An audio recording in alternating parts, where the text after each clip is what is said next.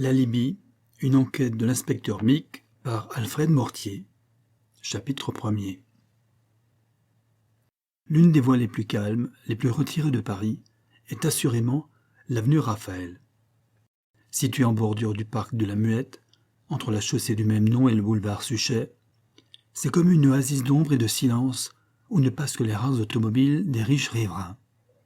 Car cette courte avenue, plantée d'arbres épais, est bordée sur un seul côté presque uniquement d'hôtels particuliers, dont quelques-uns aussi somptueux que des palais princiers. Dans la journée, l'avenue Raphaël retentit un peu du bruit des cris d'enfants, auxquels un morceau de la chaussée voisine a été réservé pour leur jeu, et qui leur sert de patinoire et de vélodrome. Mais dès le crépuscule, tout se tait, et l'on n'y entend plus que la rumeur assourdie de Passy, venant du carrefour de l'avenue Mozart. Bâti entre cour et jardin dans le style Renaissance si fort à la mode à la fin du siècle dernier, l'un de ces beaux hôtels appartenait à M. Émile Martin, industriel retiré des affaires, possesseur d'une fortune évaluée à une dizaine de millions. Le 3 mars 1930 et quelques, vers 10 heures du matin, l'inspecteur principal Mick de la police judiciaire fut avisé par son chef, le commissaire divisionnaire de la brigade spéciale, qu'un meurtre venait d'être commis au numéro 18 bis de l'avenue Raphaël, et invité à se rendre d'urgence sur les lieux du crime, ce qu'il fit aussitôt. En arrivant, il y trouva le commissaire de police de la Muette, qui le mit au courant de ses premières constatations. M. Émile Martin, âgé de 66 ans, avait été trouvé assassiné dans son lit une demi-heure auparavant. Son valet de chambre avait frappé à sa porte à 8h30, comme d'habitude. N'entendant rien, il avait cru son maître encore endormi, et il s'était retiré sans bruit. Vers 9h30, il était revenu, mais cette fois, ne recevant toujours pas de réponse, bien qu'il le heurtait vigoureusement à plusieurs reprises, il était entré dans la chambre et avait découvert le vieil homme couché en travers de son lit, en chemise de nuit, la face rouge et convulsée, mort d'asphyxie par strangulation.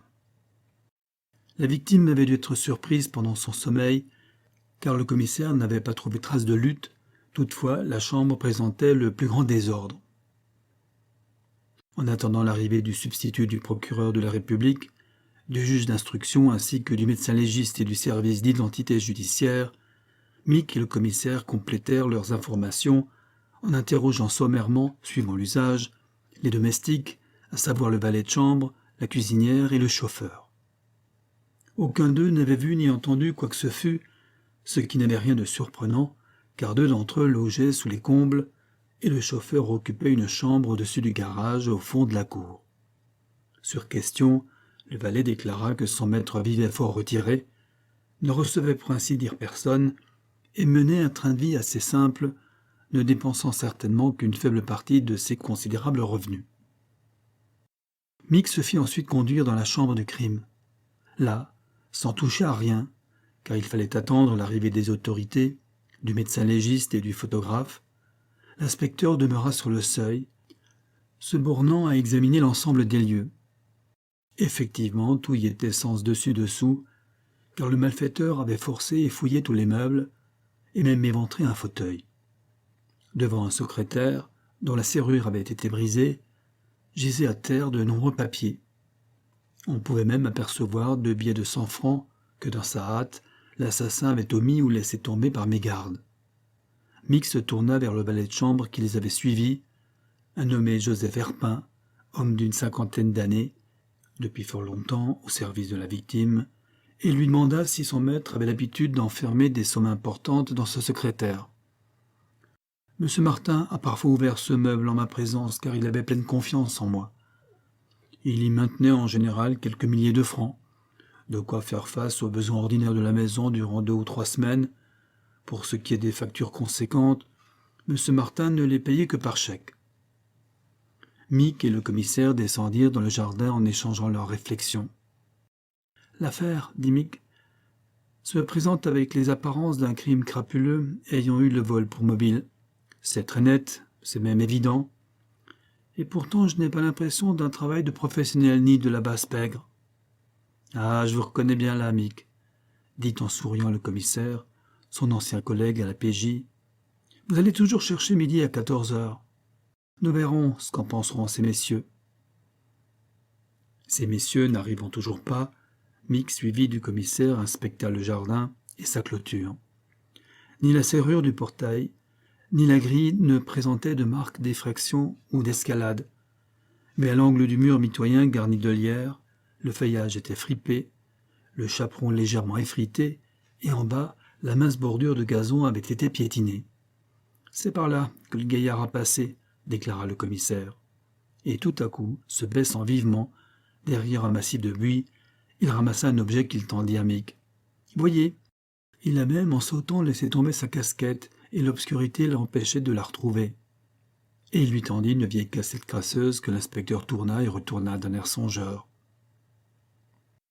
Les deux hommes rentrèrent dans la maison, et durant que le commissaire rédigeait un rapport sommaire dans la bibliothèque du rez-de-chaussée, Mick fit subir un nouvel interrogatoire aux domestiques.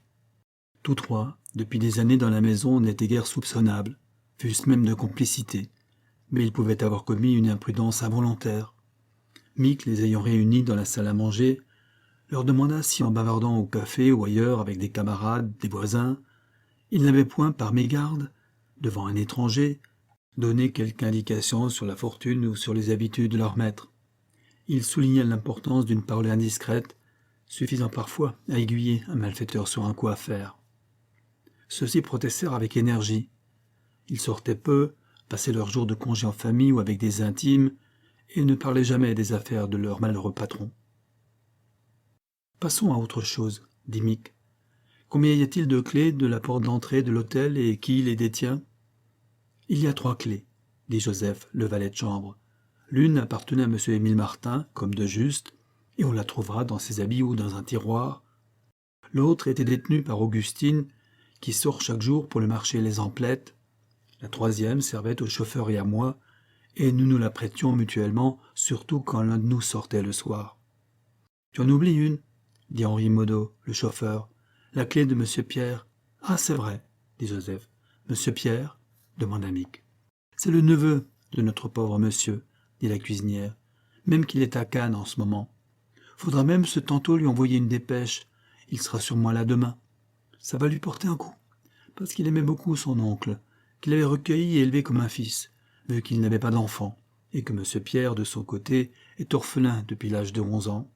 « N'empêche, » commenta le chauffeur, « que M. Pierre va hériter d'une belle fortune. »« L'argent n'est pas tout, » posta la cuisinière. « Ça lui fera tout de même un gros chagrin, surtout de le voir périr comme ça, avant l'heure. Car notre pauvre monsieur n'était point malade, il se portait comme un charme. Tout vieux qu'il était, il avait encore au moins 20 ans devant lui. »« Ça, c'est bien vrai, » approuva Joseph. « Monsieur m'a dit un jour qu'on vivait très vieux dans sa famille, que son père était mort à 89 ans et son grand-père pas loin du centenaire. » Mick congédia le chauffeur et la cuisinière. Puis, resté seul avec Joseph, il lui demanda d'autres détails. Monsieur Émile Martin n'avait-il pas de liaison féminine ? À 66 ans, un homme vigoureux ne désarme pas encore. Joseph se récria. Il n'avait jamais entendu ni vu quoi que ce fût dans cet ordre d'idées. Voyageait-il ? Avant de se retirer, M. Émile Martin avait fait divers voyages en Russie soviétique pour de grosses commandes industrielles. Travaillait-il encore ? Oui. Le défunt était un ingénieur de premier ordre. Pour son plaisir, même après sa retraite des affaires, il avait fait installer dans les combles un laboratoire, où il se livrait à toutes sortes d'expériences, paraît-il, très intéressantes, sur un moteur silencieux pour avion. L'inspecteur nota ces renseignements dans sa mémoire. À ce moment, par la fenêtre, il aperçut 3 taxis qui s'arrêtaient devant la grille. Il en vit descendre le substitut, le juge d'instruction, le commissaire divisionnaire, le docteur P, le renommé médecin légiste, et les employés du service d'identité avec leurs volumineux appareils. Le groupe pénétra dans le vestibule et monta au premier étage sous la conduite du commissaire de la Muette, qui, chemin faisant, mettait rapidement ces messieurs au courant. Mick les rejoignit discrètement, et les opérations usuelles commencèrent. Les mêmes constatations reprirent. Elles durèrent avec les interrogatoires, les vérifications complémentaires, prise d'empreintes, plan des lieux, l'examen sommaire de la victime par le médecin et la visite minutieuse de toutes les chambres, près de 4 heures. L'impression du juge, du parquet et de la police fut unanime, tout indiquait un crime crapuleux commis par un malfaiteur qui avait escaladé le mur, ouvert avec une fausse clé la porte du vestibule, et son crime commis était reparti par le même chemin. Consulté par ses chefs, Mick, ne pouvant fonder ses doutes que sur une impression vague, préféra s'incliner, se taire, et il se réserva de poursuivre l'enquête de son côté. Chapitre 2. L'inspecteur principal touchait à la quarantaine. C'était un homme de taille moyenne, mince mais robuste, à la physionomie nette et décidée, au regard direct. Il était vêtu avec une certaine recherche et donnait l'impression d'un officier en civil. Ayant fait de bonnes études, il avait pris sa licence en droit. Puis, demeuré orphelin sans ressources, à 22 ans, il était entré dans la police grâce à l'appui d'un oncle, chef de bureau au ministère de la Justice. Ce métier l'avait d'ailleurs bientôt passionné et il n'eût pas changé de carrière pour tout l'or du monde. Esprit fin, logique et cultivé, assez artiste, il peignait à ses heures de loisir. Il envisageait son métier à la fois comme une science et comme un art. Scientifique par la rigueur de la méthode, imaginatif par l'indispensable intuition. Ces deux éléments lui semblaient complémentaires et donnaient à son activité professionnelle la souplesse qu'exige la solution d'énigmes parfois difficiles. Très sensible à ce qu'il appelait la physionomie d'une affaire criminelle, il accordait à cet élément une place importante dans ses déductions. Aussi, ses collègues, plus attachés aux faits matériels, raillaient-ils parfois légèrement cette tendance, ainsi qu'on l'a vu tout à l'heure. Il n'en restait pas moins que Mick était considéré par eux comme un as, et qu'il avait bénéficié d'un avancement mérité par plusieurs succès marquants. Lorsqu'un problème un peu compliqué hantait sa cervelle, le policier avait l'habitude de le laisser macérer tout seul au fond de ses méninges et de s'occuper d'autre chose. Pour se distraire de l'affaire Martin, il alla faire un tour au quai des Orfèvres, bavarda avec les camarades, puis ressortit, fuma quelques cigarettes le long de la Seine, en feuilletant dans les boîtes des bouquinistes, et finalement, à la tombée du jour, se rendit dans un petit café situé au coin de la rue Dauphine, de l'autre côté du Pont-Neuf. Là, il entama une partie d'échecs avec un commissaire retraité, vieil habitué qu'il savait devoir y trouver vers 6 heures du soir. Après un échange de gambits plus ou moins scabreux, son adversaire s'en fut dîner. Mick dévora 2 sandwichs, et tout au fond du petit café, il se mit à réfléchir à l'affaire de l'avenue Raphaël. Comme suite aux constatations officielles, Mick avait mobilisé 2 inspecteurs chargés l'un d'enquêter si possible sur la provenance de la casquette trouvée dans le jardin, l'autre de visiter les cafés ou bars de la chaussée de la Muette et des rues voisines, pour le cas où les tenanciers auraient dans la soirée du 2 mars aperçu quelque individu suspect coiffé de la dite casquette, soit parmi les consommateurs, soit sur la chaussée aux heures tardives de la fermeture. L'inspecteur ne se faisait du reste guère illusion sur le résultat de cette recherche, étant donné que la casquette était pareille à des milliers d'autres, et que par ailleurs, on ne possédait même pas le plus vague signalement de l'assassin. C'est dans la méditation qu'il espérait trouver un point de départ, au fond du petit café de la rue Dauphine, à présent tout à fait désert. Au bout d'1 heure de réflexion, il avait construit plusieurs hypothèses, qui n'avaient qu'un inconvénient, il le savait du reste parfaitement, celui de ne correspondre à aucune présomption. Mais Mick aimait les constructions chimériques lorsqu'elles se tenaient bien, partant de cette impression que ce meurtre n'émanait pas d'un malfaiteur professionnel et présentait d'étranges symptômes, surtout dans le désordre vraiment excessif, exagéré de la chambre du crime. Il se demanda si tout cela n'était pas un habile camouflage destiné à aiguiller la justice sur une voie de garage. Ce fauteuil éventré pour y chercher l'Élias de titre lui parut une fausse note. À la campagne, chez un paysan, cela lui parut naturel. Chez l'industriel Martin, possesseur d'une fortune en banque, c'était absurde. En conséquence, qui sait si le forcement du secrétaire et jusqu'au billet de banque semé à terre, peut-être à dessein, les traces trop visibles de l'escalade, et cette invraisemblable casquette trouvée juste à point sous un buisson n'était pas une adroite mise en scène. Délaissant ces apparences trop évidentes, le policier se demanda si M. Émile Martin n'appartenait pas à quelque société secrète, qu'il avait exécutée, cas dont il existe des exemples, Et ses voyages en Russie soviétique ne cacheraient-ils pas autre chose? Peut-être détenait-il des documents politiques? Ou encore, en ses travaux de laboratoire, n'aurait-il point découvert quelques procédés de nature à intéresser une puissance étrangère? Les informations du valet de chambre légitimaient en quelque sorte ces hypothèses. D'autre part, l'on pouvait supposer une vengeance. La vie privée des plus paisibles bourgeois recèle parfois des drames ignorés, passionnels ou autres. En affaires, un homme qui réalise une grosse fortune sème plus d'une rancune dangereuse sur sa route. Tout cela méritait vérification, et une enquête serrée s'imposait sur l'existence intime de la victime. Enfin, une dernière hypothèse assez singulière méritait également d'être envisagée. Mais il était tard. Mick se sentait fatigué de sa journée, et il en remit l'examen au lendemain. Chapitre 3e. Les journaux du 4 mars parurent avec des manchettes énormes mentionnant le crime de l'avenue Raphaël. Il n'y avait à ce moment ni crise ministérielle ni scandale financier, de sorte que l'affaire fit sensation. Toutefois, le public dut se contenter des maigres renseignements réunis par la justice. Aussi la presse s'en donna-t-elle à cœur joie sur les à-côtés de l'affaire. On publia la photographie de l'hôtel, celle de la casquette et celle de Joseph Herpin, le valet de chambre qui avait découvert le cadavre. On précisa que les recherches étaient confiées au renommé détective Mick, qu'elles ne pouvaient être en meilleures mains, et qu'en conséquence il fallait s'attendre à ce que le coupable fût bientôt découvert, car le dit détective suivait, paraît-il, une piste des plus sérieuses.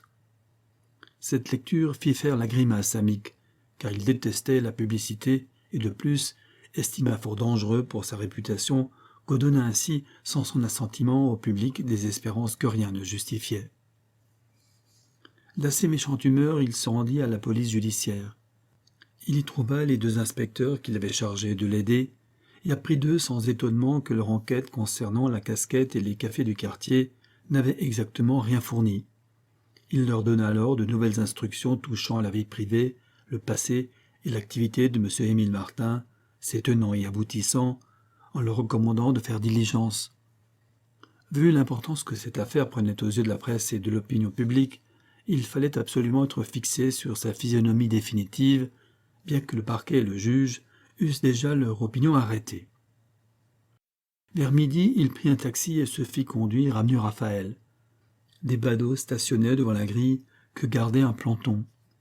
Mick voulait revoir tout seul et minutieusement la chambre du crime et poser quelques nouvelles questions au personnel de la maison. La visite de la chambre ne donna lieu à aucune observation particulière. En redescendant dans le vestibule, il aperçut près de la porte, pendue à un clou au mur, une grosse clé et s'informa.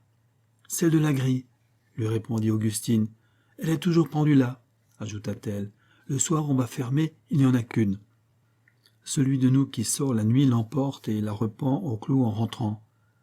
Si c'est l'un des maîtres qui sort, Joseph, ces soirs-là, est de garde. Il attend ces messieurs et va ouvrir la grille à la voiture. » À ce moment, un timbre électrique résonna.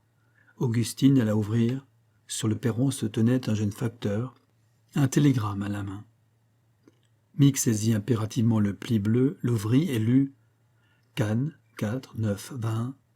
Arriverai ce soir 22h40.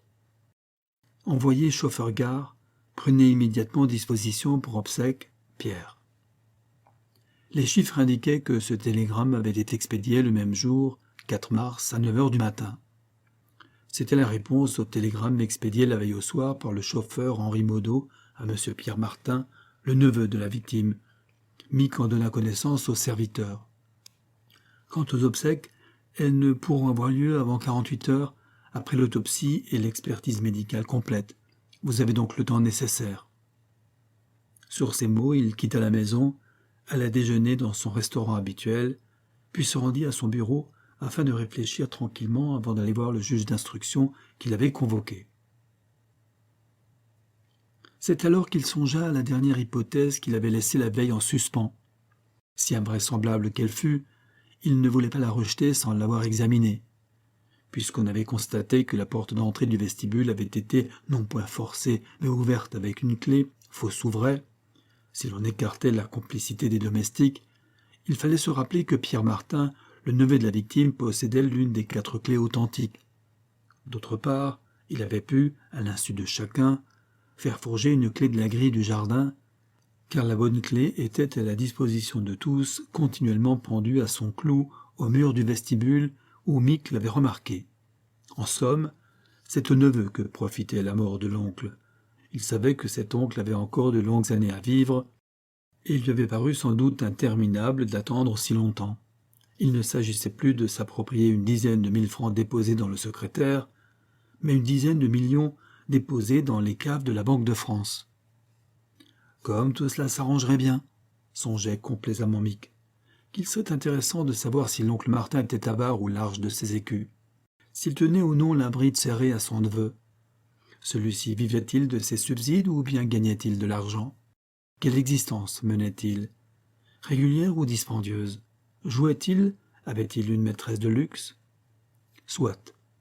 Mais en admettant même ces éléments moraux, ou plutôt immoraux, il ne fallait pas oublier, en faveur de Pierre, la profonde affection qu'il témoignait à son oncle, auquel il devait tout. Comment supposer possible un forfait aussi monstrueux, une si noire ingratitude? Toutefois, sur ce point, le policier n'avait guère d'illusions. Familier du crime, il avait exploré les souterrains putrides de l'âme humaine, et il se souvenait aussi d'avoir lu, dans la collection des procès célèbres, l'histoire d'Anastet, ce sous-lieutenant qui, criblé de dettes, avait assassiné sa bienfaitrice pour lui voler quelques billets de banque. Soudain, Mick se donna un petit soufflet comme pour se punir, de laisser ainsi vagabonder son imagination. En effet, un obstacle majeur, irréductible, s'opposait à sa construction. Pierre ne pouvait pas être l'assassin, puisque la veille, jour du meurtre, il était encore à Cannes, ainsi qu'en faisait foi son télégramme. Mais ce télégramme n'avait-il pas été expédié par un complice? Voilà un alibi qui exigeait d'être examiné plus soigneusement encore que tout le reste. Pourtant, s'il en vérifiait l'exactitude, il allait de soi que son hypothèse tout entière s'écroulait. Il ne pouvait plus être question d'incriminer le jeune homme. Arrivé à ce point de ses réflexions, le policier sentit que le premier état de l'affaire était classé dans son esprit. Il quitta son bureau pour aller prendre contact avec le juge d'instruction et lui rendre compte de ses démarches, se réservant bien entendu de ne pas souffler mot de ses diverses suppositions avant d'avoir fixé les vérifications nécessaires. Cet entretien le conduisit assez tard. Sans se presser, il alla faire sa partie d'échecs avec son partenaire coutumier, dîna tranquillement, et vers 10 heures du soir, il prit un taxi et se rendit à la gare de Lyon. Chapitre 4. À 10h40, le Pullman Côte d'Azur entra en gare avec une parfaite exactitude. Henri Maudot, le chauffeur, et Mick l'attendaient sur le quai. « Voici Monsieur Pierre, » dit le chauffeur. Au même moment, un élégant et svelte garçon d'une trentaine d'années sauta lestement du marchepied en tenant une valise de cuir brun. Le chauffeur ôtant respectueusement sa casquette s'avança et l'en débarrassa. L'inspecteur, demeuré en arrière, dévisagea l'arrivant avec une âpre curiosité. Grand, bien découplé, visiblement rompu aux exercices sportifs, il avait un visage énergique, aux méplat nets, les lèvres charnues surmontées d'une courte moustache brune, des cheveux haut plantés, un nez droit aux larges narines, des yeux résolus. Après quelques mots brefs au chauffeur qui lui désigna son compagnon, le voyageur leva sur lui un regard surpris mais direct, où le policier ne put démêler aucun faux fuyant, aucune appréhension. Le premier abord était, en somme, favorable à l'arrivant. « Quel drame affreux, monsieur l'inspecteur !» dit-il d'une voix émue. « Je vous remercie d'être venu. De grâce, donnez-moi des détails. Je suis parti de Cannes ce matin à 10 heures et les journaux ne mentionnaient rien encore. J'ai hâte de savoir. » La voix était franche, sympathique. « C'est une vilaine affaire, » dit Mick. « Mon pauvre oncle, lui si bon. J'ai passé une journée bien douloureuse. Comment l'a-t-on tué? A-t-il souffert? Que dit le médecin? A-t-on relevé des traces? Suivez-vous une piste? J'espère que la police va mettre tout en œuvre pour découvrir le coupable. » Les questions se pressaient fiévreusement sur ses lèvres. Mick pensait, si c'est lui, il est rudement fort. Mais non, ce ne peut être lui, puisque le voici débarquant du train. Donc il était à Cannes, et c'est bien lui qui a envoyé la dépêche. Cependant, il répondait au jeune homme, le mettait au courant durant qu'il se dirigeait vers la sortie, sans néanmoins souffler mot de ses observations personnelles. Enfin, quelle idée se fait-on du crime? Pour nous, c'est un cambriolage, suivi de meurtre, probablement parce que votre oncle s'est réveillé et a voulu l'appeler. En somme, ce qu'on appelle un crime crapuleux, précisa Mick en observant le voyageur du coin de l'œil. Ah, fit simplement Pierre Martin, c'est bien ce que je pensais. L'inspecteur, qui espérait une réaction de soulagement, en fut pour ses frais d'observation. Ils étaient parvenus au portillon de sortie, et Mick, tandis que le voyageur tendait son coupon de wagon-lit, put d'un coup d'œil agile se convaincre qu'il portait la mention Cannes. Cette dernière preuve levait tous les doutes. Ils étaient sortis de la gare et le chauffeur s'installait au volant. « Vous nous accompagnez ?» dit obligeamment Pierre, en faisant signe à Mick de monter. « Je vous déposerai chez vous. »« Non, je vous remercie. J'ai encore quelques vérifications à faire. » À propos, votre oncle ne s'occupait pas de politique. Il ne faisait partie d'aucune association, publique ou secrète. Je ne crois pas. En tout cas, il n'y a jamais fait allusion devant moi. Mon oncle était ce qu'on appelle un bon républicain de nuances modérées.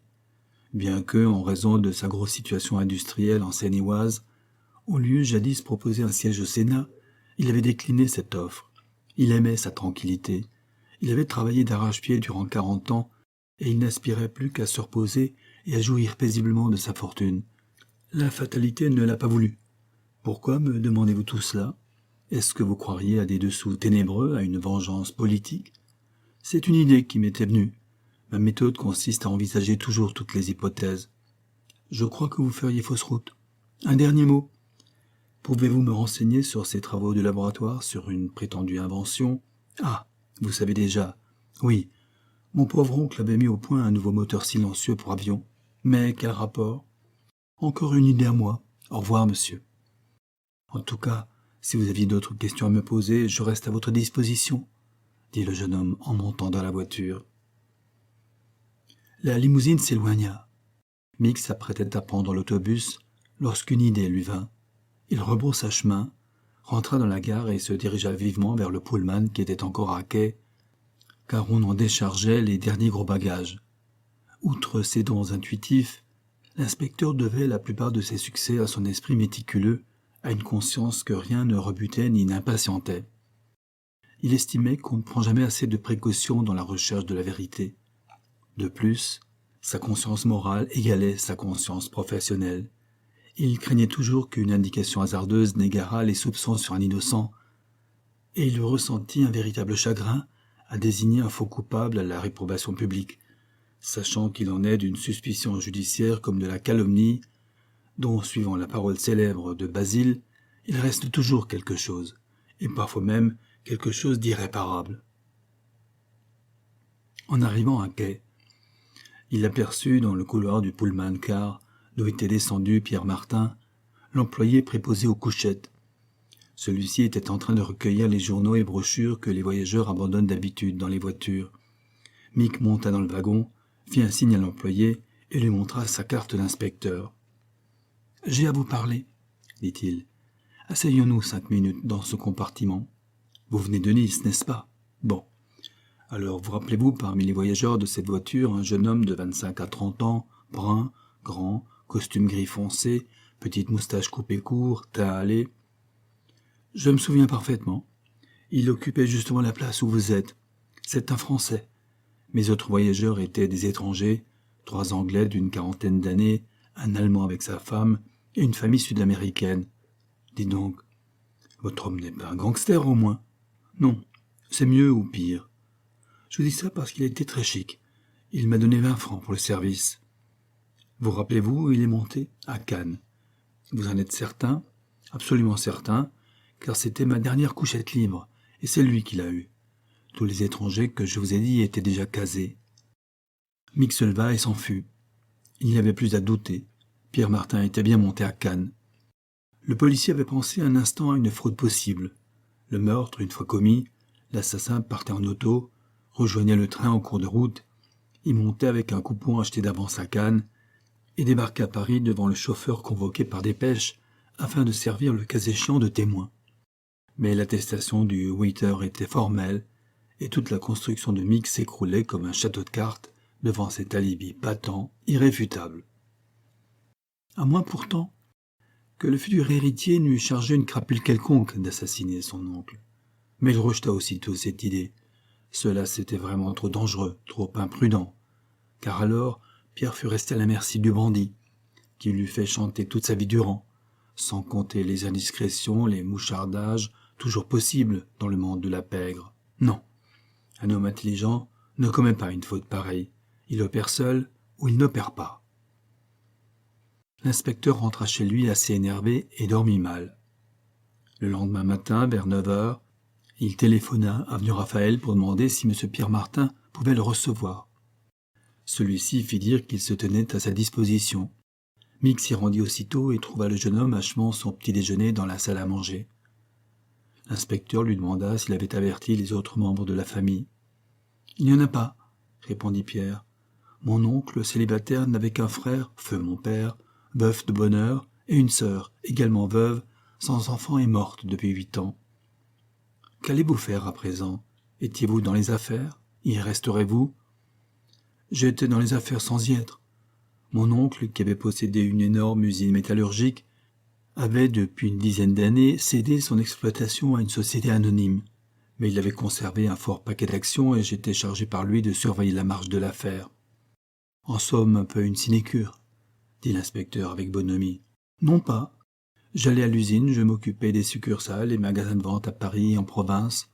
Mon oncle, grand travailleur, n'eût pas admis qu'un homme de mon âge restât sans emploi, et moi-même, je n'eusse pas voulu vivre à ses crochets sans rien faire. Il vous donnait des appointements, 4000 francs par mois. Ce n'était pas mal pour un homme de votre âge, surtout que vous étiez logé et nourri à la villa. Ce n'était pas mal en effet, et cela me suffisait. Mais, observa l'inspecteur en souriant, ce n'était tout de même pas assez pour mener la grande vie à Cannes ou ailleurs. À Cannes, j'étais en mission. La société métallurgique comptait y installer une succursale de luxe pour la vente d'accessoires automobiles. Il a réponse à tout, il faudra vérifier, pensa le policier, qui au fond recueillait ses renseignements par habitude professionnelle, puisque cette piste n'avait mené qu'au néant. Rentré à Paris, et tout en reconnaissant in petto l'inutilité de cette enquête, il fit demander par télégramme au commissaire de police de Cannes des renseignements sur l'activité du jeune homme. La note arriva le surlendemain, elle était libellée comme suit. Pierre Martin vient à Cannes depuis 2 ans, descend au Palace Hotel, se dit représentant d'une grande société métallurgique. S'est occupé cette saison d'installer un magasin de vente rue d'Antibes pour le compte de ladite société. Le sudit vit dispendieusement, joue au baccarat au casino et a fait d'assez fortes différences, jusqu'à 50 000 francs en une seule soirée.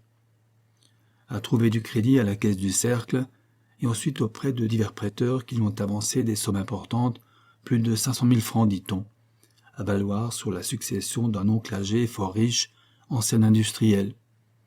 Le dit Pierre Martin pour maîtresse une actrice de cinéma, Miss Millie Kent, anglaise faisant partie d'une compagnie d'acteurs en train de tourner un film à Grasse. Miss Kent mène grand train. Le jeune PM vient de lui offrir une luxueuse voiture qui fut primée au concours d'élégance d'automobile. La lecture de ce document fit frémir d'aise l'inspecteur, car il justifiait son pressentiment. En définitive, dans tout autre cas, il eût presque désigné le coupable. Mais ici, que valait cette présomption? Exactement rien, en présence d'un alibi patent, irrécusable. Ah, ce maudit alibi! Pour se consoler, Mick, qui avait la manie de raisonner, se mit à disserter sur la nature des alibis. S'il est vrai, songeait-il, qu'un alibi est le signe de l'innocence, il ne l'est pas moins que tous les criminels intelligents savent se créer un alibi. Plus le coupable est ingénieux, plus son alibi est péremptoire et indiscutable. Au fond, l'alibi est un tour de passe-passe, dans le genre des manifestations spirites. Tant qu'on n'a pas découvert le truc, on crie au surnaturel. Quand on le découvre, on s'étonne de sa simplicité et d'avoir été si aisément abusé. Il me faut donc étudier l'alibi de Pierre Martin de plus près encore que je ne l'ai fait. Sans grand espoir d'ailleurs, car le témoignage de l'employé des wagons-lits est formel, et l'on ne peut pas être à la fois à Cannes et à Passy. Mais en plongeant dans l'atmosphère où vivait Pierre Martin et son entourage à Cannes, qui sait si quelque suggestion ne naîtra pas des impondérables? Mais au diable, si j'ai la moindre idée de ce qu'elle sera. Chapitre 5e. C'est par un temps divin que Mick débarqua à Cannes. C'était la première fois qu'il venait sur la côte d'Azur, et il en fut ébloui. Quitter les frimas, le froid, le ciel blême, la cohue noire des faubourgs, les visages crispés par la lutte pour la vie, et après une nuit de sommeil en wagon, se réveiller sous un ciel de lazuli, parmi la fragrance des arbustes et des fleurs, au bord de la mer scintillante, dans la tendre tiédeur d'une brise légère, dans cette ambiance de luxe calme et volupté chantée par Baudelaire, est un de ces plaisirs qui épanouissent l'être humain dans une sorte d'enchantement animal, mais profond, et presque idéalisé à force d'être sensuel. En se promenant boulevard de la Croisette, le long des palaces, parmi tout ce que l'univers compte d'élégance et de beauté féminine, le policier comprit mieux la séduction que l'argent peut exercer sur un jeune homme, et le désir effréné de s'en procurer, coûte que coûte. Rien ne pouvait atténuer l'horreur d'un tel crime, mais il est des climats moraux qui l'expliquent et même le font naître. Au moment où il parvenait en face du casino, Mick vit s'arrêter devant le portail une Rolls pilotée par une ravissante blonde qui sauta à terre et passa devant ses yeux comme un météore parfumé. À quelques pas de lui, deux jeunes gens en pull-over s'étaient arrêtés pour la regarder. « Voilà Millie Kent, qui va tailler une banque, » dit l'un d'eux. « Elle ne tourne donc pas aujourd'hui ?»« Non. Nous avons fini hier la dernière prise de vue. Un film épatant, mon vieux. Les jumeaux de Jean Lépin. »« Dis donc, Paul, elle a une voiture neuve, on dirait, la petite star. »« Oui, un canot de Pierre Martin, un chic type, qui a souvent régalé la troupe. Ce garçon-là, figure-toi. » Les jeunes gens s'éloignaient. Le reste de la phrase se perdit. Après une brève hésitation, Mick franchit le portique du casino, s'enquit de la salle de jeu, montra sa carte d'inspecteur au contrôleur étonné et entra dans le sanctuaire. Millie Kent n'était pas encore attablée. Elle causait avec un vieux gentleman d'apparence respectable, qui pouvait être aussi bien un duc écossais qu'un prêteur sur gage. Dès que le colloque lui parut terminé, Mick aborda courtoisement la star. « Mademoiselle, voulez-vous me faire la faveur de quelques minutes d'entretien ? Mais à qui ? Voici ma carte. J'ai quelques renseignements à vous demander. » Les yeux de pervenche de la star reflétèrent une vive surprise, nuancée de vague inquiétude. Avec une pointe d'accent qui était un charme de plus, elle se déclara prête à répondre.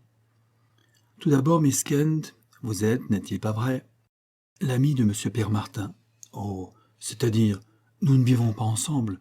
Je vous prie de noter, nous sommes chacun dans notre hôtel. » Cette pudique restriction britannique fit sourire l'inspecteur. « Miss Kent, vous savez certainement pour quel pénible motif votre ami a dû partir subitement pour Paris. Eh bien, voulez-vous faire appel à votre mémoire et me dire quand, quel jour, à quelle heure, si possible, vous l'avez vu pour la dernière fois ? Oh, c'est facile, monsieur le détective. » Elle tira de son sac son minuscule calepin qu'elle consulta. « Voici, nous avons tourné dans les rochers de Saint-Vallier au-dessus de Grasse les derniers tableaux du film de Fraser, Les jumeaux de Jean Lépin, le 1er, le 2 et le 3 mars. J'ai déjeuné avec Pierre lundi 1er mars. Il devait m'accompagner à Saint-Vallier, mais au dernier moment, vers 2h30, on lui a téléphoné pour visiter avec l'architecte les travaux du stand installé rue d'Antibes. Pierre m'a alors promis qu'il nous rejoindrait là-haut le lendemain matin. Mais le même jour, dans la soirée, il m'a téléphoné à Grasse, à l'hôtel Muraour, où logeait toute la compagnie, que ses affaires le retiendraient à Cannes pour 2 jours encore. Le surlendemain, à Saint-Vallier, j'ai appris par une amie, Lady Cavendish, que j'ai rencontrée sur la route, qu'elle avait aperçu Pierre le 2 mars, au casino dans la salle de jeu, et le 3 mars, au concert Brailovsky. I was very sorry of it. J'étais très fâché de voir que Pierre aimait mieux le jeu et la musique, et que ses prétendues affaires n'étaient qu'un prétexte. Aussi, quand nous sommes redescendus à Cannes, le jeudi 4 mars, vers 9h du matin, je lui ai boudé, comme vous dites. « L'avez-vous vu ce matin-là » demanda Mick. « Il a téléphoné vers 9h30 à mon hôtel pour me voir. Je lui ai répondu par téléphone que j'étais très fâché contre lui et ne voulais pas. Il a insisté. J'ai raccroché l'appareil pour le punir, mais 10 minutes plus tard, il est venu à l'hôtel et m'a dit qu'il avait reçu un télégramme mercredi soir et qu'il partait immédiatement pour Paris à cause de la mort terrible de son oncle. Alors je lui ai pardonné car il était très triste et il a pris le pullman car de 10h30 du matin. Mais pourquoi me demandez-vous tout cela ? Dit la blonde star d'un ton soudain anxieux. Ne vous inquiétez pas, miss. dit Mick en souriant. La police a pour habitude de recueillir le plus de renseignements possible au sujet d'une affaire, sans que cela tire à conséquence. Je vous remercie de votre bonne grâce et vous présente mes hommages. La jolie Milly respira, sourit à Mick et s'approcha de la table de jeu. Celui-ci se dirigea vers le bureau du directeur du casino, qui se rembrunit lorsqu'il excipa de sa qualité, mais l'invita poliment à s'asseoir. « Monsieur, lui dit l'inspecteur, rassurez-vous, je ne viens pas pour une affaire de jeu ni pour un délit quelconque. Je n'ai besoin que de certaines précisions concernant l'un de vos habitués. À votre entière disposition, je vais appeler le chef de partie. » Le directeur pressa sur un bouton électrique et au bout de 2 minutes, l'employé requis se présenta. « Connaissez-vous monsieur Pierre Martin ?» lui demanda Mick. « Parfaitement. Pourriez-vous me dire s'il a joué dans vos salons les 1er, 2 et 3 mars ?» Le chef de partie tira un carnet de sa poche. « J'inscris, dit-il, sur ce carnet, les tailles, le nom des banquiers et le chiffre des banques. Le lundi 1er mars, monsieur Pierre Martin a taillé une banque vers la fin de l'après-midi entre 6 et 7 heures et une autre après le dîner. Bien, dit Mick. Passons au 2 mars. Le 2 mars, M. Martin n'a pas pris la banque. Ah, fit Mick vivement. Mais je l'ai aperçu pontant debout à la 2e table vers 10 heures du soir. Vous en êtes sûr? Absolument sûr. Comment, parmi tant de gens qui jouent ici, pouvez-vous vous rappeler cela? Parce qu'en passant derrière lui, j'ai remarqué qu'il pontait petit. Or, 3 jours auparavant, je lui avais fait avancer 10 000 francs par le caissier du cercle. J'ai pensé que Martin avait bien vite pris la culotte. Les prêteurs vont revoir leur argent, dit Mick d'un ton sarcastique. Monsieur Pierre Martin hérite d'un oncle richissime. Oui, intervint le directeur, nous avons appris cela par la TSF, c'est épouvantable. Pas pour tout le monde, ironisa l'inspecteur. Et le 3 mars? Le 3 mars, ayant sans doute perdu ses derniers billets la veille, M. Martin n'a pas pris de banque et n'a pas joué. Au moment où je venais prendre mon service, je l'aperçus vers 3 heures de l'après-midi entrant dans la salle de concert où Brailovsky donnait un récital. Mick remercia et prit congé. Pour en finir et par pur acquis de conscience, il se rendit au Palace Hotel. Il y apprit que le 3 mars, vers 1 heure du matin, c'est-à-dire au moment même où M. Émile Martin était assassiné, le portier de nuit avait vu rentrer le jeune homme qu'il avait conduit en ascenseur. Le portier se rappelait la date parce que la veille, il avait manqué son service ayant été malade et qu'il avait repris dans la nuit du 2 au 3 mars. C'était le coup de grâce. Tous les témoignages concordaient, ceux de Milly Kent, de Lady Cavendish, du chef de partie, du portier de l'hôtel, et se renforçaient réciproquement. L'alibi, solide comme un roc, défiait toute tentative. Mick, la mort dans l'âme, rentra à l'hôtel, fit sa valise, paya sa note, et demanda l'heure du premier train pour Paris. Il était 8 heures du soir. On lui indiqua qu'il y avait un direct à minuit 54. L'inspecteur dîna sans appétit. Il ne digéra ni sa déconvenue, ni le gigot mal cuit qu'on lui servit. En sortant du restaurant, il alluma son éternelle cigarette et se mit à errer dans la rue d'Antibes en monologuant. Pour se consoler de sa mésaventure, il donna libre carrière à son habituelle manie raisonnante. Au fond, il y avait en ce policier, à côté du réaliste, un poète, un imaginatif disposé à nier la réalité. Mick était un Hégélien sans le savoir. Cet alibi-là, murmurait-il, est trop beau, trop solide, trop irréprochable. Les vrais alibis s'établissent, se démontrent plus difficilement. Celui-ci se déroule comme un mécanisme. Les témoins répondent sans erreur, sans une hésitation. Ils se souviennent de tout, des dates, même des heures. Ils ont l'alibi inscrit sur leur carnet. C'est fantastique. Ils sont sincères, c'est entendu. Ils disent la vérité, je n'en doute pas. Mais on dirait, sacrebleu, que le coupable s'est arrangé pour qu'il se souvienne avec exactitude de tous ses faits et gestes. C'est formidable. Car, par une aberration singulière, Mick persistait à tenir Pierre pour coupable. Il se rebellait contre l'évidence. « C'est trop beau, disait-il à haute voix. Et il éclata d'un rire amer qui fit se retourner quelques passants. On le regarda, le prenant pour un fou ou pour un ivrogne. À ce moment, l'inspecteur se trouva en face d'un fronton lumineux « cinéma ». Pour échapper à sa nervosité autant que pour tuer le temps jusqu'au départ de son train, il franchit la porte flamboyante. Sur les murs du vestibule, de grandes affiches en couleur accrochaient le regard.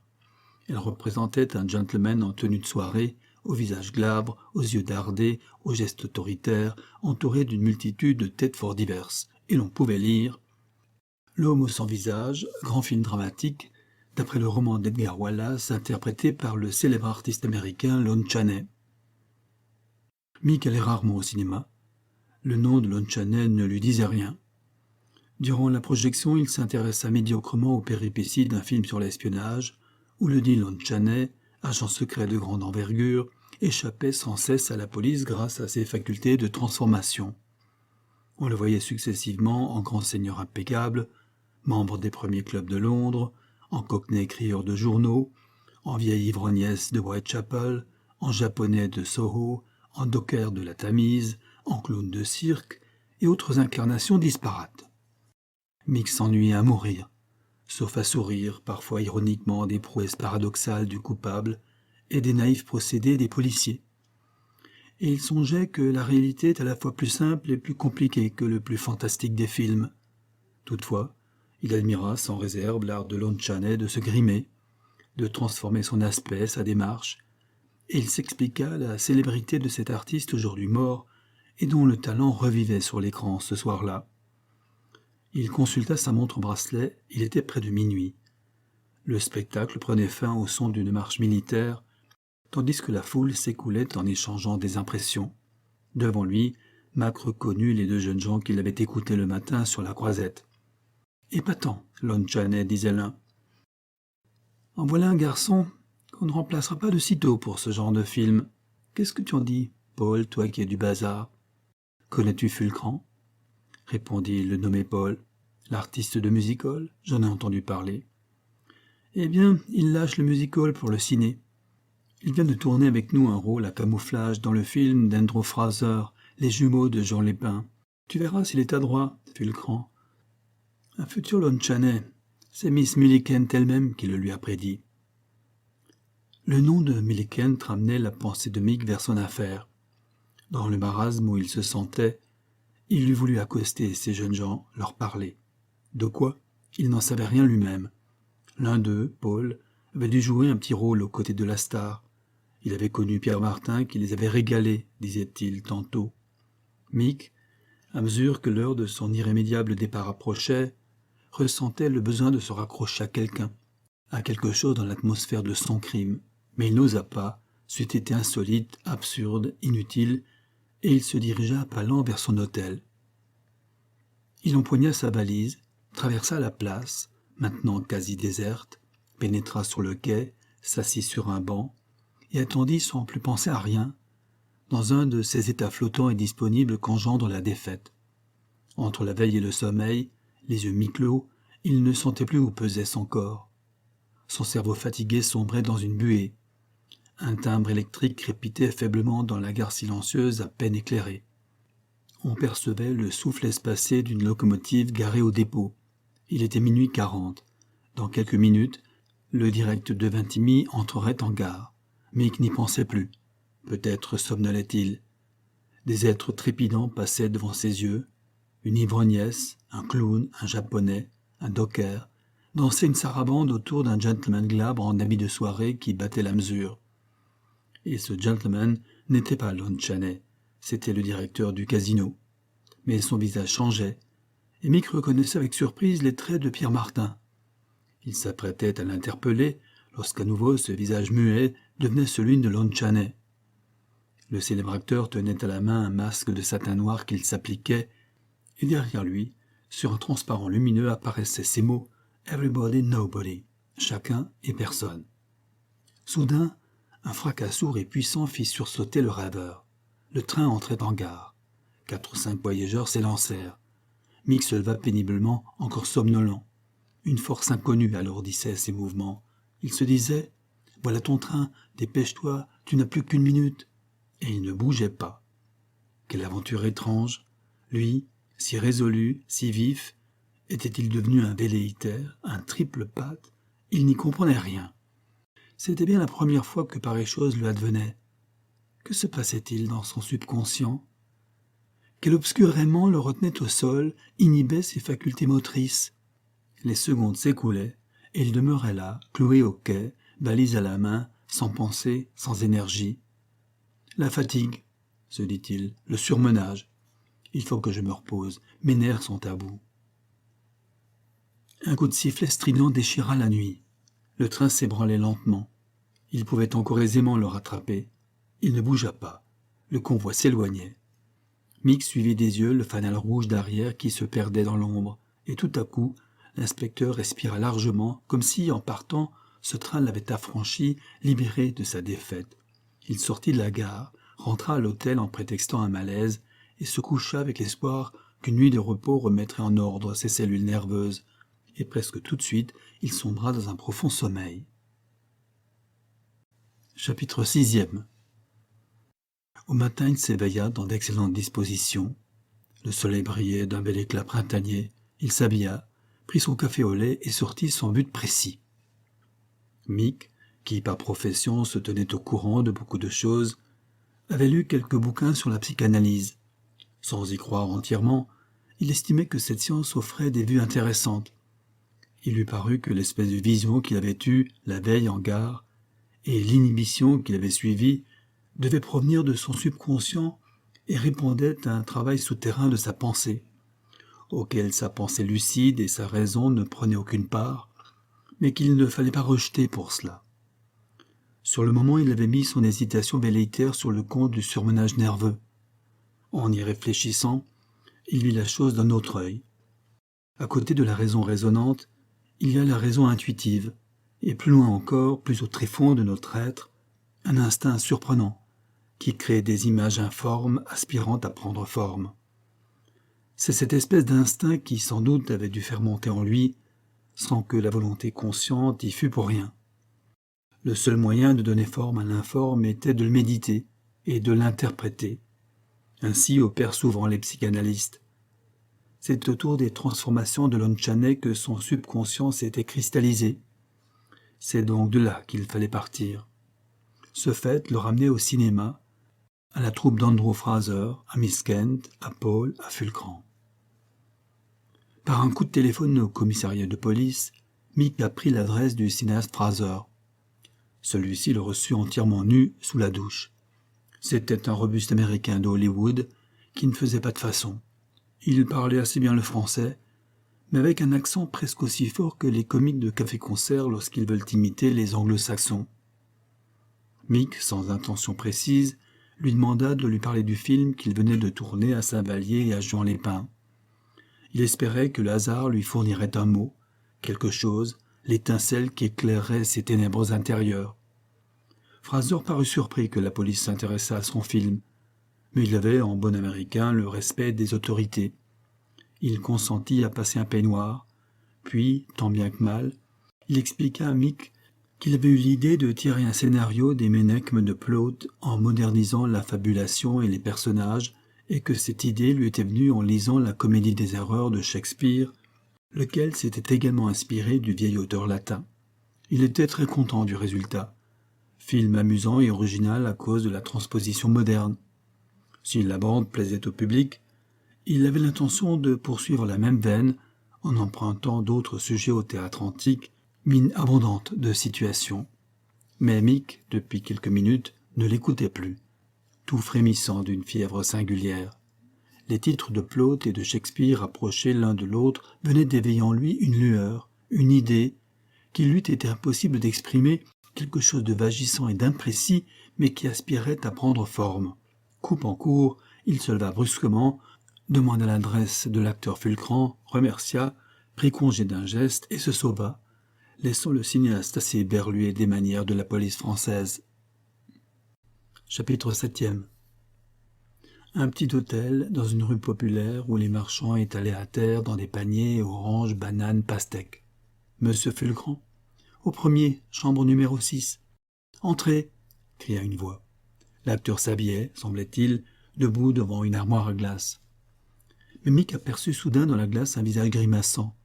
L'acteur se retourna et dit d'une voix joviale : « Cette grimace ne s'adresse pas à vous, cher monsieur. Vous me surprenez en train de faire mes exercices quotidiens. »« Vos exercices ?»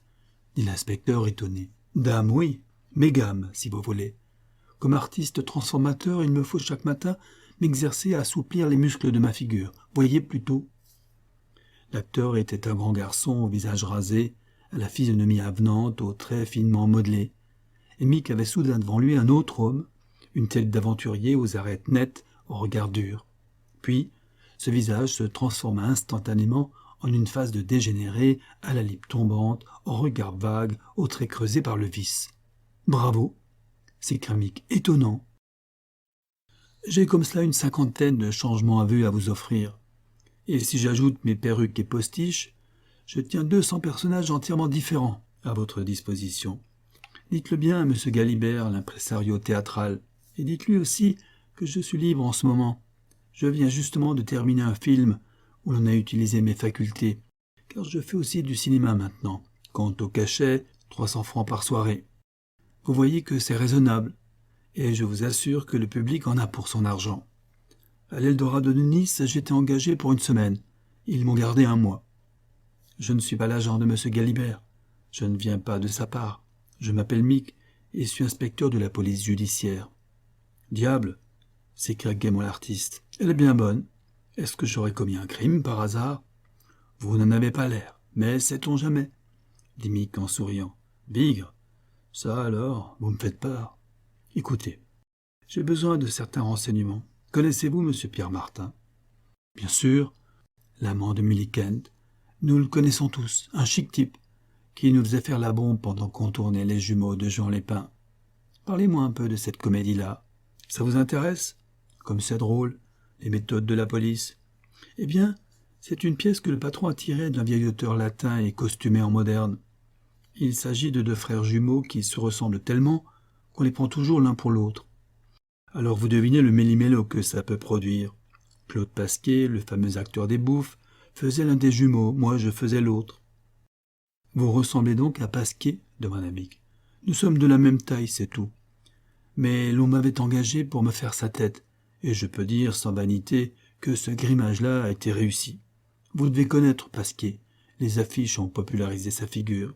Oui, je la connais. Eh bien, que dites-vous de ça ?» Fulcran tira d'un carton une grande photographie. « Pasquier !» s'écria l'inspecteur. « Non, monsieur. Fulcran, pour vous servir. C'est prodigieux !» s'exclama l'inspecteur. « Tenez, voilà une autre photo que l'opérateur a prise quand Pasquier et moi nous sommes en présence. Fantastique! Je me sens incapable de dire lequel des deux est le véritable Pasquier. »« Oui, ce n'est pas mal, » dit Fulcran flatté. « Et encore, vous ne m'avez pas vu marcher en me dandinant un peu comme lui, ni parler de sa voix nasale, car j'imite les voix aussi bien que les visages. J'ai dû être caméléon dans un monde antérieur. Notez qu'au début, sauf Paul Dubar qui connaissait mes facultés, les camarades de la troupe n'y croyaient pas. Ils trouvaient que Fraser aurait mieux fait de se servir du truc habituel, le dédoublement du même acteur, à qui on fait jouer les 2 rôles séparément, pour ensuite recoller les photos. Mais le patron avait son idée. Il trouvait plus vivant d'avoir 2 acteurs différents. Surtout qu'à un moment donné, nous nous empoignons, nous roulons l'un sur l'autre, ce qui est presque impossible à réaliser avec un seul acteur. « Vous disiez, intervint Mick, que vos camarades n'y croyaient pas ? Oui, mais leur scepticisme n'a pas duré longtemps. Évidemment, il m'a fallu quelques heures d'études pour m'assimiler parfaitement à la personnalité de Pasquier. Démarche, gestes, voix, visage. Mais quand je parus devant la caméra, ce ne fut qu'un cri, et chacun fit amende honorable. Sauf pourtant Pierre Martin. Ah, comment cela ? Il me félicita chaleureusement comme tous mes camarades, mais quand nous fûmes seuls, il me dit qu'il faisait une réserve. Ah, laquelle ? Il reconnaissait que la ressemblance était complète, mais, ajouta-t-il, cela va au cinéma, avec des éclairages spéciaux, grâce à la distance et à toutes sortes d'artifices destinés à provoquer l'illusion. Mais dans la vie réelle, un pareil grimage ne tromperait personne et serait aussitôt percé à jour. « Et alors ?» interrogea Mick avec un frémissement profond, pressentant qu'il touchait peut-être au nœud de l'énigme. Je fus très vexé, parbleu, très mortifié. On a son petit amour-propre d'artiste, n'est-ce pas ? Et je lui répondis vertement. Ce soir-là, vers minuit, nous étions seuls dans un petit bar du port. On avait un peu bu. Je lui dis qu'il n'entendait rien aux questions d'art, ni au métier d'acteur, ni à ma spécialité d'imitateur. Martin s'emballa et finalement me dit « Puisque vous êtes si sûr de vous, je vous propose un pari. Je vous parie 5 000 francs que vous êtes incapable, primo, d'imiter ma tête, mon individu, ma voix. Secondo, d'aller au casino, de vous montrer à la salle de jeu, au restaurant et de tromper les gens qui me connaissent sur votre identité.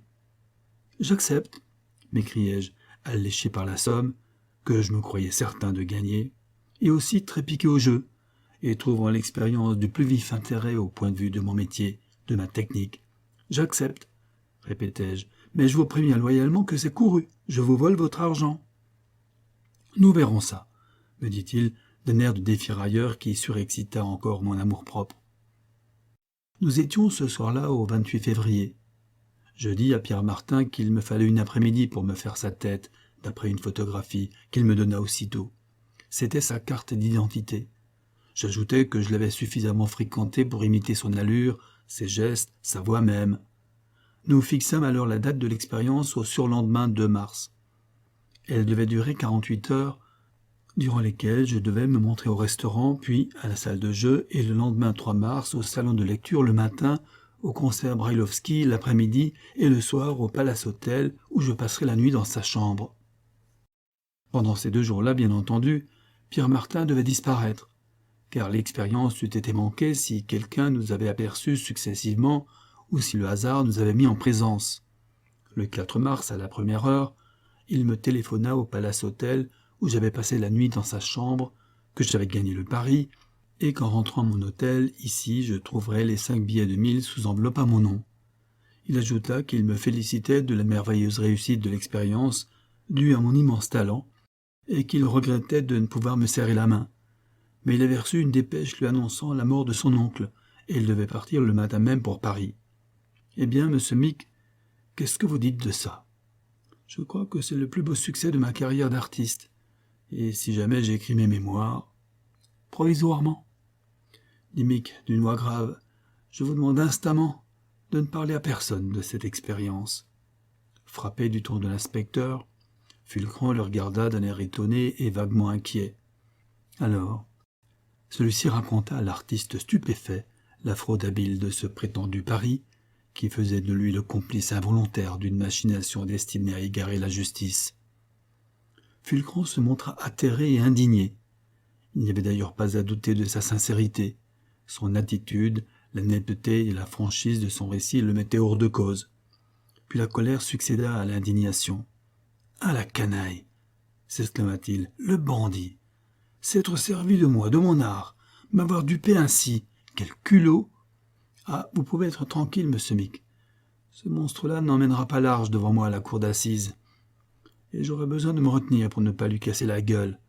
Quant à ces maudits 5000 francs, il me brûle les doigts, et je vais les verser aussitôt à la caisse des pauvres de la ville de Cannes. Vous êtes un brave garçon, Fulcran, dit Mick, et vous avez toute mon estime. Je n'aurai plus de repos que ce brigand-là soit puni, rugit Fulcran, et j'espère bien par ma déposition vous aider à le conduire jusqu'à la guillotine. Ça, repartit Mick, ce sera peut-être moins facile que vous ne le croyez. Comment ? Vous supposez qu'avec ce faux alibi sera contesté par son avocat. Vous n'imaginez pas à quel point il est facile de faire pénétrer le doute dans les cervelles d'un jury. Le défenseur de Pierre Martin prétendra que cet alibi est l'invention d'un policier aux abois, dépité de ne rien trouver. La police a une mauvaise presse aujourd'hui, et on peut lui mettre sur le dos toutes les infamies sans crainte d'éveiller l'incrédulité. On insistera sur l'impossibilité de le réaliser. Songez d'autre part que votre pari n'a pas eu de témoin, votre transformation non plus. On dira que c'est une histoire forgée de toutes pièces, que vous l'avez rêvée, que vous êtes un mythomane, un cabotin en délire assoiffé de réclame. Ça, par exemple, s'écria Fulcran indigné. Mais oui, et qui sait, l'adversaire demandera peut-être que vous soyez soumis à un examen mental. Et soyez tranquille, il se trouvera sûrement un ou deux neurologues pour déclarer que vous êtes affligé de débilité cérébrale ou d'hystérie simulatrice. Oh ! Suffoqua Fulcran. On affirmera que tout le monde à Cannes a reconnu le vrai Pierre Martin. Et les témoins ne démentiront pas l'avocat, soyez-en sûrs. Au contraire, ils soutiendront mordicus, ne fût-ce que par amour-propre, qu'ils ne sont pas gens à se laisser duper, et qu'ils se seraient aussitôt aperçus de la supercherie. Vous me suivez ? Oui, en effet, je commence à croire. Je vais plus loin. continua Mick. Testis unus, testis nullus. Il n'est même pas certain que Martin soit inculpé. Le juge d'instruction apercevra comme moi la fragilité d'un témoignage unique, démenti par 10 autres témoins. Il craindra de s'aventurer dans une histoire d'apparence rocambolesque. Sacrebleu, ce démon-là échapperait à la cour d'assises? Peut-être. Évidemment, le juge le convoquera, d'abord comme simple témoin, quitte à l'inculper s'il se trouble lorsqu'on le confrontera avec vous. Mais s'il demeure maître de lui, s'il répond avec habileté, son inculpation reste problématique, surtout avec un gaillard de cette force. Alors, comment faire? Écoutez, Fulcran, il me vient une idée. Je vois bien que vous ne demandez qu'à aider la justice et je vous en remercie. Il ne faut pas en effet qu'un crime aussi abject demeure impuni. Il est 11 heures. Achevez de vous habiller et venez me retrouver dans 1 heure à la Treille Dorée, un petit restaurant qui surplombe la mer à droite du port. Il y a là une terrasse où nous serons à peu près seuls en semaine. Vous déjeunerez avec moi et je vous exposerai mon plan que j'aurai eu le temps de mûrir. Les 2 hommes se serrèrent cordialement la main. Une fois dans la rue, Mick récapitula l'étonnante succession de faits qu'il avait enfin conduit à la vérité. Il ne savait pas lui-même où ces questions le mèneraient lorsque, sans intention définie, il était allé voir Andrew Fraser. C'étaient ces 2 titres, les Ménechmes, la comédie des erreurs, qui avaient déclenché en lui cette idée, encore vague, de 2 individus qu'on prend l'un pour l'autre, créant ainsi des erreurs de nature à altérer la valeur des témoignages les plus probants. Alors il avait pensé qu'un alibi pouvait être affirmé de la sorte même par hasard. Puis, il avait songé presque machinalement à Lon Chaney, l'homme toujours méconnaissable, everybody, nobody, chacun et personne. Et de lui, son esprit avait glissé tout naturellement vers ce Fulcran, le double des jumeaux de Jean Lépin, cet imitateur étonnant dont avait parlé le nommé Paul. Puis, les déclarations de Fulcran firent peu à peu la lumière, créèrent enfin le lien, le rapport solide et décisif entre tous ces éléments flottants dont se compose une vérité fuyante. Et l'inspecteur pensait à ces enviables détectives des romans policiers qui donnent l'impression de savoir tout d'avance, tant leurs démarches, leurs questions sont précises et topiques. Dans la réalité, se disait-il, on tâtonne, on nage. En cette affaire-ci, c'est mon instinct qui m'a guidé, comme le caniche qui guide un aveugle. Il n'y a pas de quoi en être bien fier, mais je suis bougrement content tout de même. Reconstituer dès lors l'horaire des faits et gestes du meurtrier fut tâche assez aisée. Mick entra dans une librairie, acheta un indicateur des chemins de fer et s'assit sur un banc du port. Le 1er mars, vers minuit, Pierre Martin avait dû quitter son hôtel subrepticement par une porte de service. Sous quelques déguisements, vêtements d'ouvrier ou autres, affublé d'une fausse barbe et voyageant en 3e classe, il avait pris le direct de minuit 54 qui le mettait à Paris le 2 mars, à 9h21 du matin. Ce même jour, Fulcran prenait sa place et venait déjeuner au restaurant du Palace Hotel. À Paris, Pierre, toujours camouflé pour le cas où quelqu'un l'eût reconnu, avait dû passer sa journée dans un garni quelconque. Dans la nuit, vers 1h du matin, muni des 2 clés qu'il possédait, il avait pu, grâce à sa connaissance intime des êtres, accomplir son forfait sans difficulté, puis simuler une effraction et une escalade pour donner le change. Sa sinistre besogne terminée, on était au 3 mars, vers 2h du matin. Il n'était sans doute plus, par prudence, rentré dans son garni, mais il avait dû errer dans les rues ou mieux encore, attendre jusqu'au matin en quelque coin des halles, où les noctambules et les clochards ne sont guère interpellés. Il avait pris, à 9h10 du matin, une place de 3e dans le rapide, et il était rentré à Cannes le 4 mars à 4h37 du matin. Peut-être même, par précaution, était-il descendu à la Boca, la station précédente, pour jeter sa défroque dans un buisson, et avait-il fait à pied les 2 kilomètres qui le séparaient de Cannes.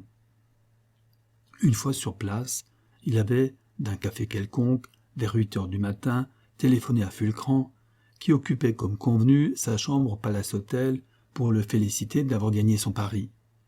Il avait ensuite remis à un commissionnaire l'enveloppe toute préparée contenant les 5000 francs pour la porter à l'hôtel de Fulcran, car il ne voulait pas que le patron de cet hôtel pût, le cas échéant, le reconnaître et témoigner de la remise de cette enveloppe.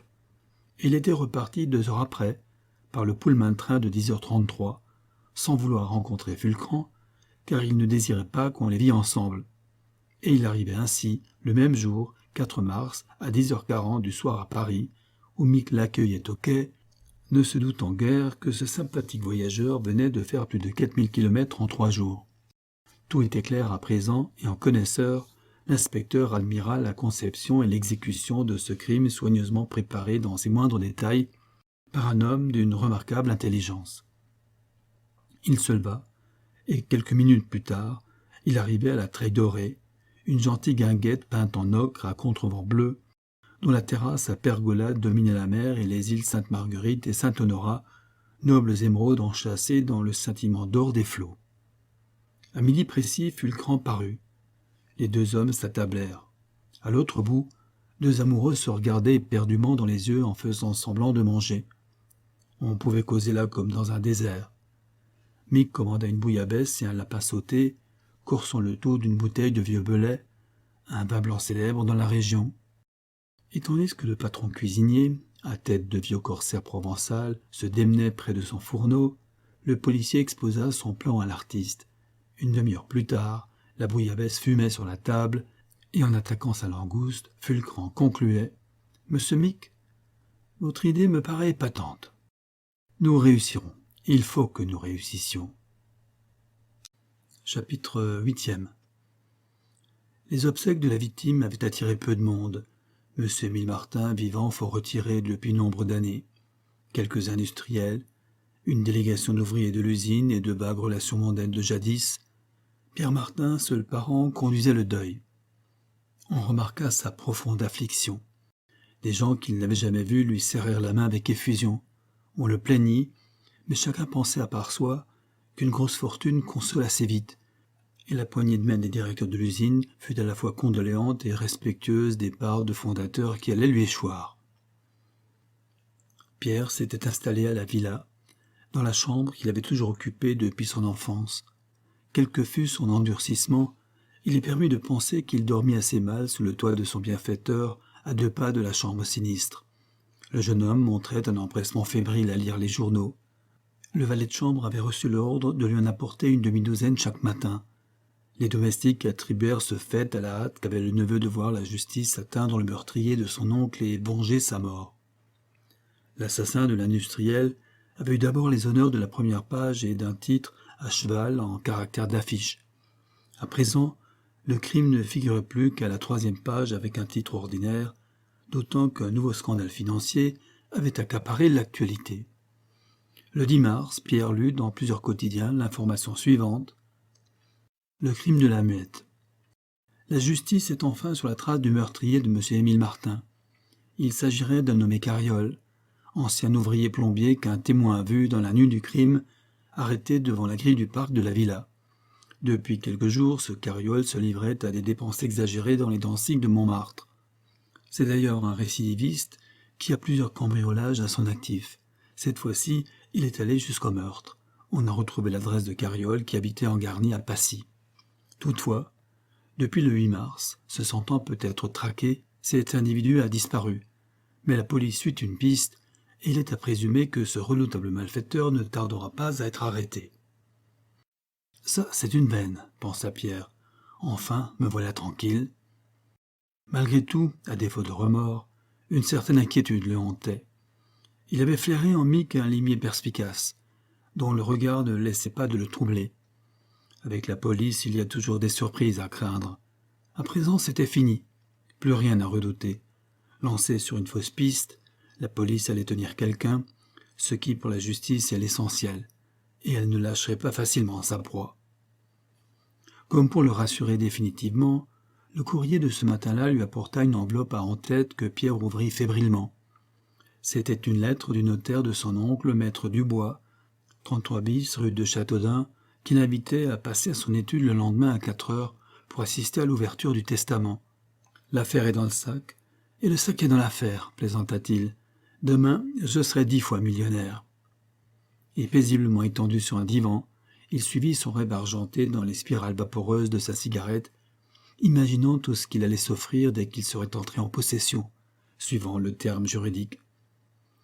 Le lendemain, à 4 heures précises, Pierre se présenta et fut aussitôt introduit dans le cabinet de maître Dubois, vieil homme froid et poli, qui l'invita à s'asseoir. Un scribe barbu à cheveux gris et à lunettes griffonnait dans un coin à une petite table. « Mon secrétaire », dit brièvement le notaire. Puis, tirant une enveloppe cachetée d'un tiroir, il déclara d'un ton pénétré : « Voici, monsieur, le testament de votre malheureux oncle. Nous avons rédigé ce document ensemble. Il est holographe et indiscutable. Je vais vous en donner lecture. » Et après avoir déchiré l'enveloppe, il commença. Paris, le 17 septembre 1930. Ceci est mon testament.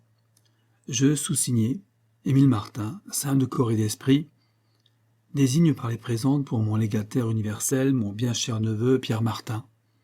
Quoiqu'il s'y attendît, Pierre sentit un flot de joie l'envahir.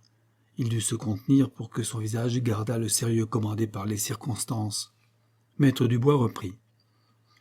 Je lui lègue en conséquence, sans réserve ni exception, tous mes biens meubles et immeubles énumérés ci-après, dont on peut estimer la valeur totale à environ 10 millions.